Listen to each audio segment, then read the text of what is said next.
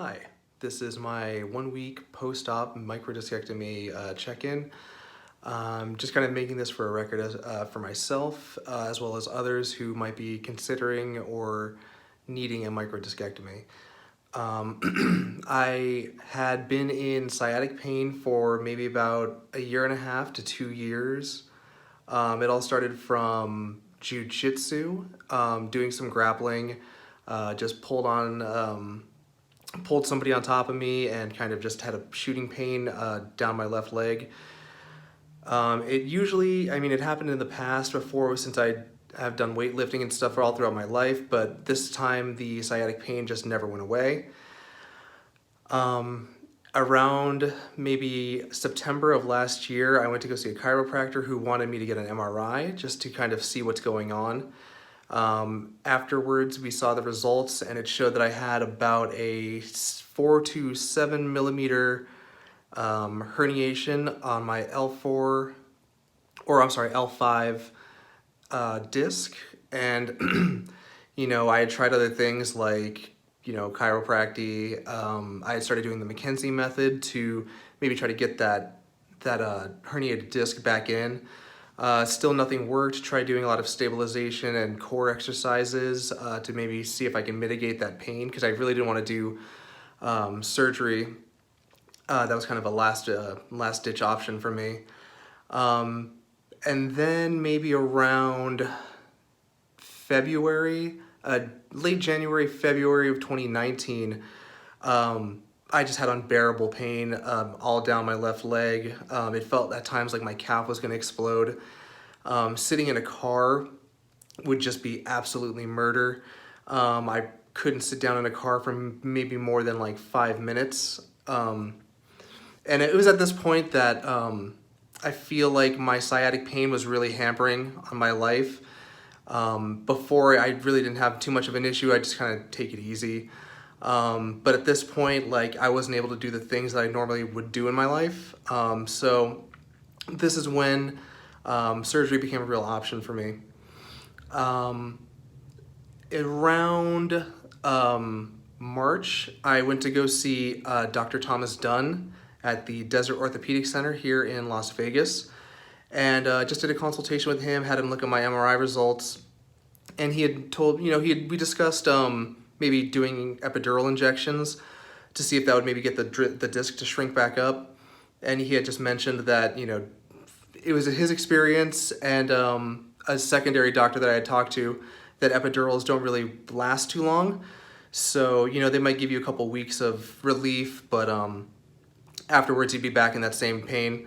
So, I kind of had it at this point. I just didn't want it anymore in my life. So I had opted to get the surgery. I had it on Friday, May the 3rd, about 8 a.m. I went in, filled out my paperwork. I think I went into surgery around 9, and I was out at 11:30. I was home by like 12:30, maybe even before noon.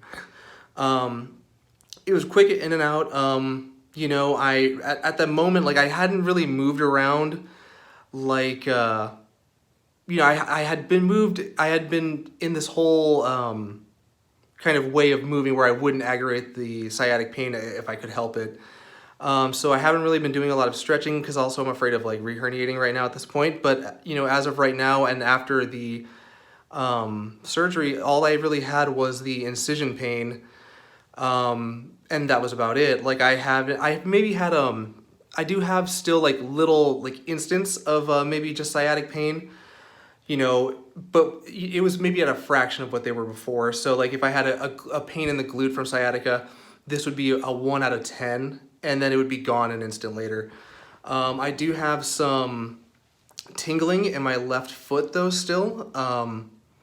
And my doctor said that that's normal. The nerve's been damaged for being compressed so long. So, I'm not really surprised about that, but it's definitely not to the degree it was before surgery. Before surgery, the tingling was so bad that it felt like my left foot was constantly asleep. Whereas now it's just a very, very minor tingle. So all in all, I'm very happy that I got the surgery. I'm just, pretty much staying as easy as I can at home while I'm off of work.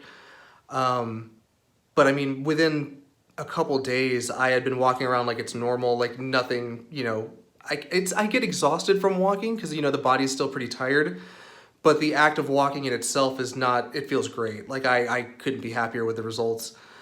But, you know, I'm still kind of being mindful of what the doctor said. That's to, you know, prevent reherniation. You don't want to lift anything higher than 5 pounds or like more than a gallon of milk. So luckily, you know, I've got people who will take care of those things for me while I'm kind of down. But yeah, I mean, I'm super happy with the results, and I'm kind of just eager to see when I can start doing like PT to start actually keeping my my core strong and keeping my back strong, just to prevent any kind of like re-injury and kind of being active as I once was. So if you guys have any questions, just let me know. I'll try my best to answer them. I've got nothing else to do because I'm off work for the next week and a half. Yeah, I'd love to hear your thoughts and maybe tell me where you're at with microdiscectomies, or, you know, if you've already had one and you're on the mend, or, you know, you're kind of considering having one. Thanks.